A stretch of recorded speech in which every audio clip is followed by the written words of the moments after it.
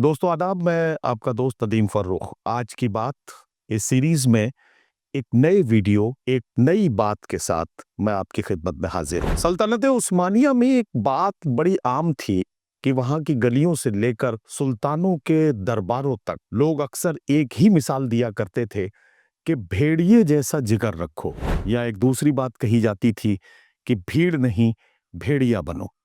अब एक आम इंसान के जहन में ये सवाल उठना लाजमी है कि भाई जंगल का बादशाह तो शेर होता है, फिर ये उस्मानी रिवायत में इस कदर भेड़िए को अहमियत क्यों दी गई? शेर की अपनी एक धाक है, उसकी दहाड़ से जंगल कांपता है, इसमें कोई शक नहीं।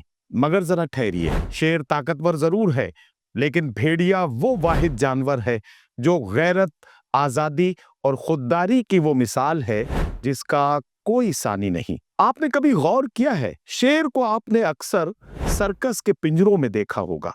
इंसानों के कोड़ों पर नाचता हुआ शेर आपने अक्सर देखा होगा। चंद किलो गोश्त के टुकड़े के लिए उसे लोगों का जी बहलाते हुए भी देखा होगा।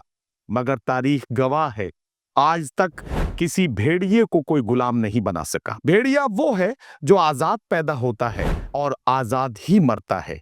वो भूखा मर जाना पसंद करेगा, मगर किसी की दी हुई बासी रोटी या झूठन पर गुजारा करना उसकी फितरत के खिलाफ है। इसकी पहली और सबसे बड़ी खूबी यह है कि इसका ज़ब्त नफ्स यानी इसका अनुशासन।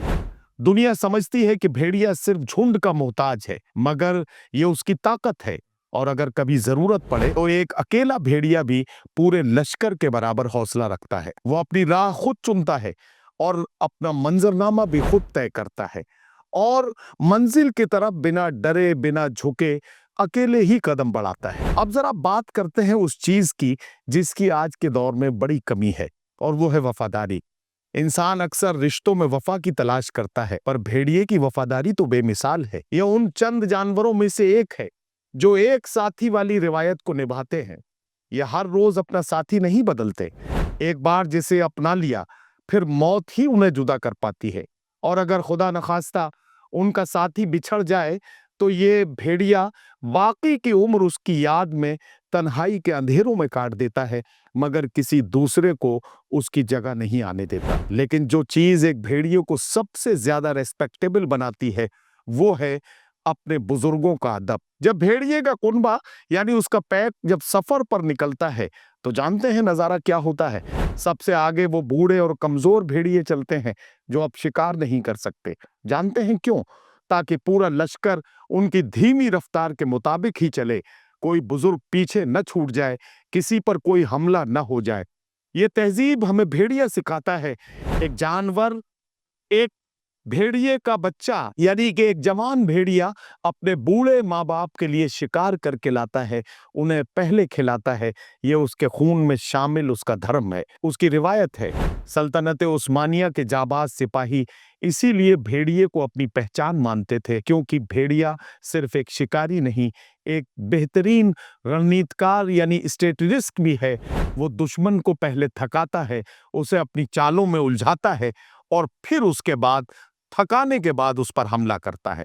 वो चालाक है, निडर है, और सबसे बड़ी बात, वो अपनी खुददारी या अपनी सेल्फ रिस्पेक्ट पर कभी कोई समझौता नहीं करता।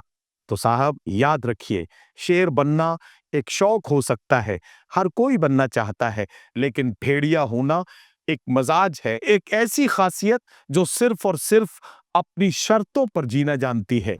एक ऐसी जानदार चीज जो सिर्फ अपनी शर्तों पर जीना चाहे, उसी को आप भेड़िया कह सकते हैं।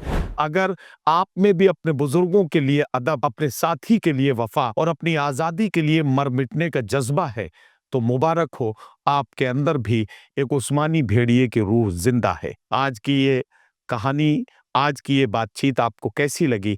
आज की बात के इस एपिसोड के लिए अपनी राय जरूर दीजिएगा। आपकी राय का हमें हमेशा इंतजार रहता है। आपके कमेंट्स के जरिए जो आपकी राय और आपका हौसला हमें मिलता है, ये यकीनी तौर पर हमारे लिए ऑक्सीजन का काम करता है। इसके लिए हम आपके हमेशा शुक्रगुजार रहे हैं, आइंदा भी रहेंगे।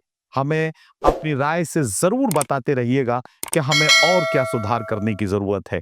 आज की बात में आज सिर्फ इतना ही। अगले किसी एपिसोड में फिर आपसे एक बार मुलाकात होगी। तब तक मुझे इजाजत दीजिए। अल्लाह हाफिज।